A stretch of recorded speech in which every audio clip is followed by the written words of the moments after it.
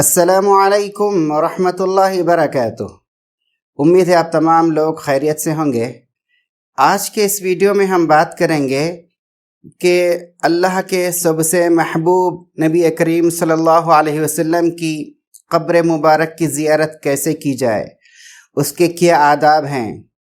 ان کے بارے میں آج ہم بات کریں گے انشاءاللہ تعالی۔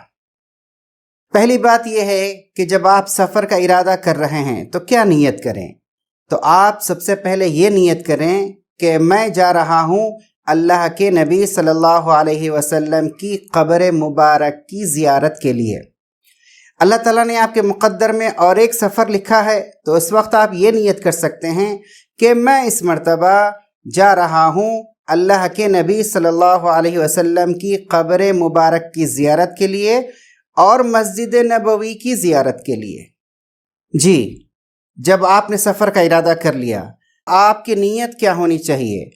نیت یہ ہونی چاہیے کہ میں اللہ کے محبوب صلی اللہ علیہ وسلم کی قبر مبارک کی زیارت کے لیے جا رہا ہوں، صرف اور صرف اللہ کو خوش کرنے کے لیے۔ اس کے علاوہ میرا کوئی ارادہ نہیں ہے۔ اگر آپ نے ارادہ کیا کہ چلو دوست ہے، رشتہ دار ہے، ان سے بھی ملاقات کر لیں، چلو کوئی تجارت کر لیں، چلو کوئی تفریح کر لیں، یا اس وجہ سے کہ لوگ کیا کہیں گے کہ میں مکہ مکرمہ میں حج کیا اور حج کے بعد مسجد نبوی، اللہ کے نبی صلی اللہ علیہ وسلم کی قبر مبارک یا مدینے کا سفر نہیں کیا، لوگ کیا کہیں گے کہ بھائی کتنا کنجوس ہے، اور شاید لوگ تانے ماریں گے، تو اس ڈر کی وجہ سے آپ مدینہ طیبہ گئے، تو آپ کا یہ جانا بیکار ہے، اس کے اوپر کوئی ثواب نہیں ہے۔ آپ کو جانا ہے صرف نیت خالص رکھ کر کہ میں اللہ کے نبی صلی اللہ علیہ وسلم کی قبر مبارک کی زیارت کے لیے جا رہا ہوں، صرف اللہ کو خوش کرنے کے لیے، کوئی اور نیت دل میں نہ ہو۔ علماء کرام نے ایک اور بات بھی لکھی ہے کہ کیسے معلوم ہو کہ آپ کی نیت خالص ہے، صرف اللہ کو خوش کرنے کے لیے آپ اللہ کے نبی صلی اللہ علیہ وسلم کے دربار میں جا رہے ہیں؟ تو وہ کہتے ہیں کہ بندے کے سفر میں کوئی ایک بھی سنت چھوٹنے نہ پائے، پورے شوق سے، پورے ذوق سے آپ سنتوں پر عمل کر رہے ہیں، تو یہ اس بات کی نشانی ہے کہ آپ اللہ کو خوش کرنے کے لیے اللہ کے محبوب کے دربار میں جا رہے ہیں۔ اور ایک چیز ہے اس سفر میں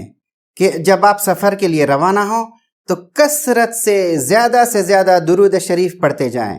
جتنا زیادہ آپ درود پڑھیں گے اتنا زیادہ اللہ کے نبی صلی اللہ علیہ وسلم کی محبت آپ کے دل میں پیدا ہوگی،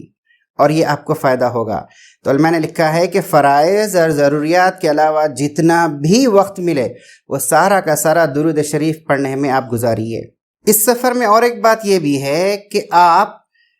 کبھی کبھی نعت بھی پڑھ لیا کریں، یا نعت یا اشعار بھی پڑھ لیا کریں، کوئی سیرت کی کتاب بھی ساتھ میں لے لیں اور سیرت بھی پڑھیں۔ مجلس میں ہوں تو آپ اللہ کے نبی صلی اللہ علیہ وسلم کی زندگی کے بارے میں کوئی واقعہ بول لیا کریں، تو انشاءاللہ آپ کے اس عمل کی وجہ سے اللہ کے نبی صلی اللہ علیہ وسلم سے ملنے کے ذوق میں، شوق میں اور عشق میں اضافہ ہوگا انشاءاللہ تعالی۔ راستے میں ایسی جگہ آئیں جہاں پر آپ کو معلوم ہو کہ اللہ کے نبی صلی اللہ علیہ وسلم نے اس جگہ پر نماز پڑھی تھی، آپ بھی وہاں پر نماز پڑھیں، ذکر کریں، تلاوت کریں۔ اور ایسے کنویں آ جائیں جہاں پر معلوم ہو کہ اللہ کے نبی صلی اللہ علیہ وسلم نے اس کا پانی پیا تھا، آپ بھی برکت کے لیے اس کنویں کا پانی پئیں۔ جب مدینہ طیبہ کے آثار نظر آنے لگے، وہاں کی دیواریں نظر آنے لگیں اور وہاں کے باغات نظر آنے لگے، تو بہتر یہ ہے کہ اپنی سواریوں سے اتر جائیں اور پیدل چلنے لگیں، جیسا کہ شاعر نے کہا ہے۔ عربی کا ایک شعر ہے، وَلَمَّا رَأَيْنَا رَسْمَ مَنْ لَمْ يَدَعْ لَنَا فُؤَادًا لِعِرْفَانِ الرُّسُومِ وَلَا لُبًّا نَزَلْنَا عَنِ الْأَكْوَارِ نَمْشِي كَرَامَةً لِمَنْ بَانَ عَنْهُ أَنْ نُلِمَّ بِهِ رَكْبًا، جس کا اردو میں ترجمہ یہ ہے کہ جب ہم نے اس محبوب کے شہر کی نشانات دیکھے، جس نے نشانات کے پہچاننے کے واسطے نہ ہمارے پاس دل چھوڑا نہ عقل چھوڑی، تو ہم اپنی سواریوں سے اتر گئے اور اس کے اکرام میں پیدل چلنے لگے، اس لیے کہ اس کی شان سے یہ بہت دور بات تھی کہ اس کے پاس سوار ہو کر جائیں۔ اور ایک بھی شعر ہے، وہ بھی سن لیجئے، عربی میں ہے، لو جئتكم قاصدا اسعى على بصري لم اقض حقا واي الحق اديت، جس کا ترجمہ یہ ہے کہ اگر میں آپ کی خدمت میں پاؤں کے بجائے آنکھوں سے چل کر آتا تب بھی میں حق ادا نہ کر سکتا تھا، اور میں نے آقا تمہارا اور ہی کون سا حق ادا کیا جو یہی ادا کرتا۔ اور ایک شعر ہے وہ بھی سنیے۔ وَلَمَّا رَأَيْنَا مِن رُبُوعِ حَبِيبِنَا بِطِيبَةً أَعْلَامًا أَثَرْنَ لَنَا الْحُبَّ وَبِالتُّرْبِ مِنْهَا إِذَا كَحَلْنَا جُفُونَنَا شُفِينَا فَلَا بَأْسًا نَخَافُ وَلَا كَرْبًا۔ مطلب یہ ہے کہ جب مدینہ پاک میں محبوب کی منزل کے آثار نظر آنے لگے تو انہوں نے محبت کو بھڑکا دیا، اور جب وہاں کی مٹی کو آنکھوں کا سرما بنایا تو ساری بیماریوں سے شفا ہو گئی، اب نہ کسی قسم کا مرض ہے نہ تکلیف۔ جب آپ مدینہ طیبہ کے شہر میں داخل ہو جائیں تو اس وقت یہ دعا کریں، اللہم ھذا حرم نبیک فاجعلہ لی وقایۃ من النار وامانا من العذاب وسوء الحساب، جس کا ترجمہ یہ ہے کہ اے اللہ یہ تیرے نبی کا حرم آ گیا، اس کو تو میرے آگ سے بچنے کا ذریعہ بنا، عذاب سے بچنے کا ذریعہ بنا، اور حساب کی برائی سے بچا۔ یہاں پر خوب خیر و برکت کے لیے دعا کرے، یہ دعا کرے کہ اے اللہ مدینے میں جیسا کہ حق ہے اس کے رہنے کا اس میں آداب کے ساتھ مجھے رکھ، اور یہ بھی دعا کرے کہ اے اللہ اس مدینے میں کوئی بے ادبی سے میری حفاظت فرما، کوئی گناہ کرنے سے میری حفاظت فرما۔ خوب دعا کرے۔ جب آپ مدینہ طیبہ میں داخل ہو جائیں تو آپ سب سے پہلے غسل کریں، پانی نہا لیں۔ اگر غسل کرنا آسان نہ ہو تو کم سے کم وضو کر لیں۔ آپ کا جو سب سے بہترین لباس ہے وہ پہنیں اور خوشبو لگائیں، عاجزی ہو طبیعت کے اندر، انکساری ہو، اور پھر غرور نہ ہو، فخر نہ ہو، اور وقار کے ساتھ ٹھہر ٹھہر کر چلتے ہوئے اللہ کے نبی صلی اللہ علیہ وسلم کی قبر مبارک کی طرف چلیں۔ مسجد نبی میں داخل ہونے سے پہلے، اللہ کے نبی صلی اللہ علیہ وسلم کے دربار میں داخل ہونے سے پہلے کچھ صدقہ اور خیر خیرات بھی کر دیا کریں۔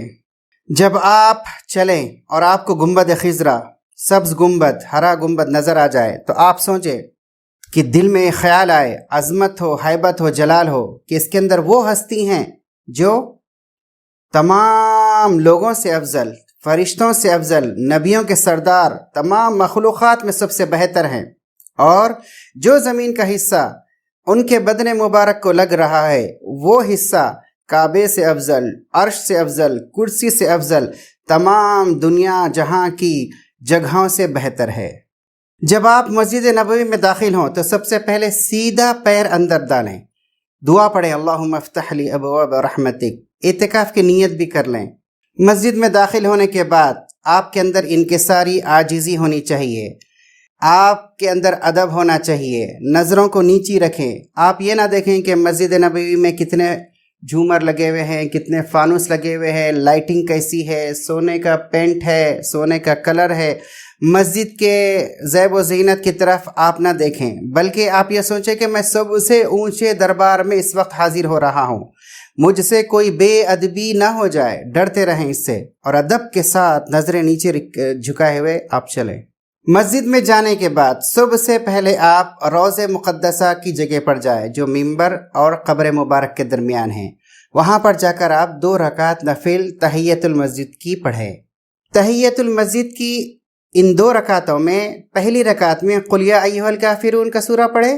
دوسری رکعت میں قل ھو اللہ کا سورہ پڑھیں، یہ بہتر ہے۔ تحیۃ المسجد کی نماز کے بعد سجدہ شکر ادا کرے اور اللہ تعالیٰ سے خوب دعا کرے اور اللہ تعالیٰ کا شکر ادا کرے کہ اللہ تعالیٰ نے حج کے بعد مدینہ طیبہ حاضری کی توفیق نصیب فرمائی، اور پھر اس بات کی بھی دعا کرے کہ اللہ تعالیٰ میرے اس عمل کو قبول فرمائے۔ جب آپ نماز سے فارغ ہو جائیں تو پھر قبر شریف کی طرف چلیں، اس حال میں چلے کہ آپ کے اس دل کے اندر دنیا کی کوئی چیز نہ ہو، کوئی ٹینشن نہیں، کوئی فکر نہیں، کوئی شہوت نہیں، کوئی خواہش نہیں، پوری دنیا سے دل پاک ہو، صرف اللہ کے نبی صلی اللہ علیہ وسلم کا خیال ہو، تو پھر آپ کو وہ چیزیں، وہ برکات حاصل ہوں گی۔ اگر آپ کے دل میں خدا نخواستہ دنیا ہو تو آپ کو کوئی برکت حاصل نہیں ہوگی، بلکہ ہو سکتا ہے کہ اللہ کے نبی صلی اللہ علیہ وسلم کا آپ پر غصہ ہو، اللہ کے نبی صلی اللہ علیہ وسلم آپ سے اعراض کر لیں، جب آپ قبر شریف کے سامنے پہنچ جائیں تو اس وقت آپ نگاہیں نیچی ہوں، ہاتھ پیر نہ ہلائیں، عاجزی انکساری ہو، ادب کے ساتھ ہو، اور پھر آپ یہ سوچیں کہ میں کہاں پر ٹھہرا ہوا ہوں؟ ایسی جگہ پر ٹھہرا ہوا ہوں کہ اللہ کے نبی صلی اللہ علیہ وسلم مجھے دیکھ رہے ہیں، آپ کو اطلاع ہے میری حاضری کی، اور آپ یہ سوچیں کہ اللہ کے نبی صلی اللہ علیہ وسلم کی زندگی کی مجلس میں حاضر ہوا ہوں۔ یہ وہ دربار ہے جہاں پر کوئی ناکام نامراد نہیں رہتا۔ آپ صلی اللہ علیہ وسلم کی شفاعت مقبول ہے۔